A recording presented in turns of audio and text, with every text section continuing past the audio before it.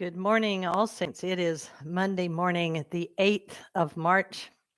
We are now one full year into pandemic. So how y'all doing today? Actually, this Wednesday will be the last time we gathered for evening prayer at the church. That actually will officially be the 1 year marker for my parish, at least.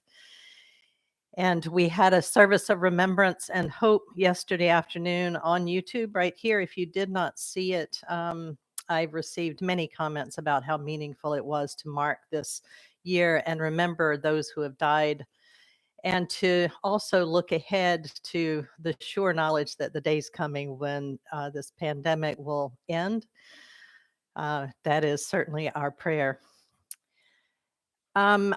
Yesterday morning at the National Cathedral in Washington, D.C., the guest preacher was Amy Jill Levine. She is a Jewish New Testament scholar who teaches at Vanderbilt Divinity School. She's widely recognized as an authority on the Jewishness of Jesus and on the scriptures of the New Testament.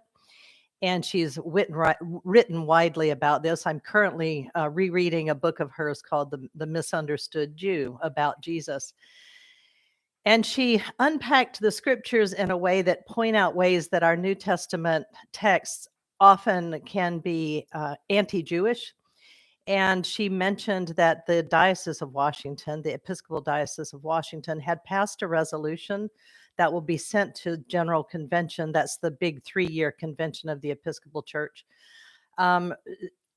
requesting that the Liturgy and Music Commission come up with different ways of marking the readings in Holy Week, particularly the 18th and 19th chapters of John, in which the Jews is repeated over and over again very negatively.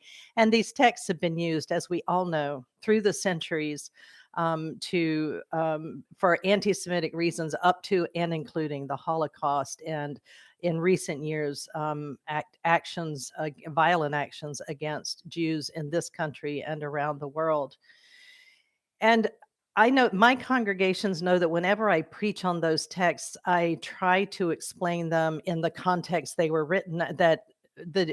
To accuse someone of being a Jew is, in that time, it makes no sense, because everybody they're talking about, except for the Romans, was a Jew. So it was Jews fighting against Jews. It was the ones who were going to follow Jesus and the ones who were not. And for that have been turned into this notion of Christ killers and used against all Jews. That's to Christianity's shame and guilt. And so this is what I'm thinking about this morning, and I don't know what I will do with it at this point, but to have to contextualize it every time, and recognizing that some people may not be listening closely, or that children, when we say these words, are absorbing them and maybe not absorbing the contextualization so much. So I'm going to, over the next week or so, before we get to Holy Week, I'm going to be doing some reading about this, and see if there are ways of altering without changing. And I don't even know, of course, my bishop would have to sign off on such a thing, because if we use these texts, then those are the texts that we're supposed to use. So, but I hope you'll pray with me about that, because while at the time the way this was written was not anti-Jewish at all, what has developed over 2 millennia is certainly that. And I'm not sure there's a way to get back to that original intent using the original language.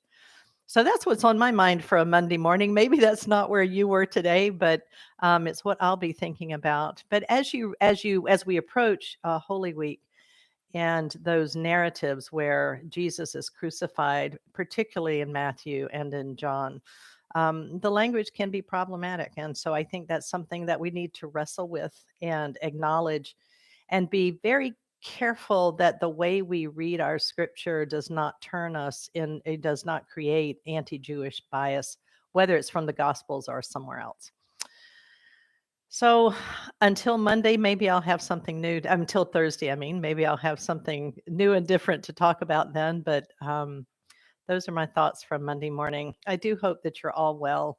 Um, I know that later this week here in Hoboken, it's supposed to be up in the 60s, which will make everyone want to be outside and enjoying springtime.